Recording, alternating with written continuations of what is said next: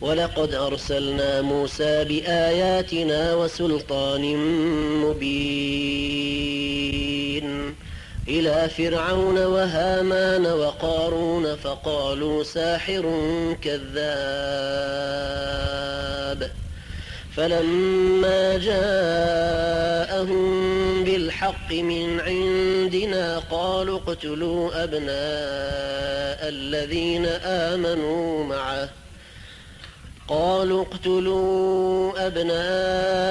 الذين آمنوا معه واستحيوا نساءهم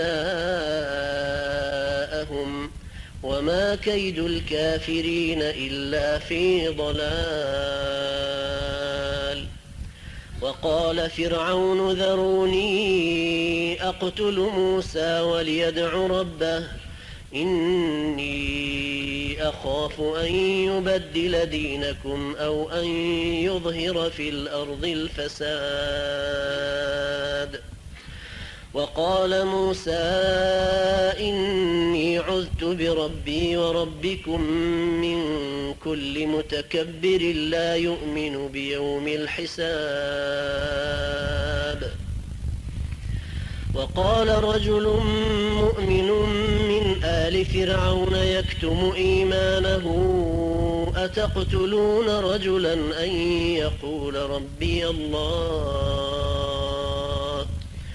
وقد جاءكم بالبينات من ربكم وإن يك كاذبا فعليه كذبه وإن يك صادقا يصبكم بعض الذي يعدكم إن الله لا يهدي من هو مسرف كذاب. يا قوم لكم الملك اليوم ظاهرين في الأرض فمن ينصرنا من بأس الله إن جاءنا. قال فرعون ما أريكم إلا ما أرى وما أهديكم إلا سبيل الرشاد. وقال الذي آمن يا قوم إني أخاف عليكم مثل يوم الأحزاب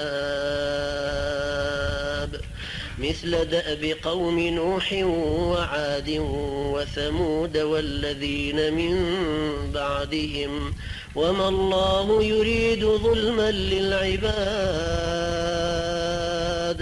ويا قوم إني أخاف عليكم يوم التناد يوم تولون مدبرين ما لكم من الله من عاصم ومن يضلل الله فما له من هاد.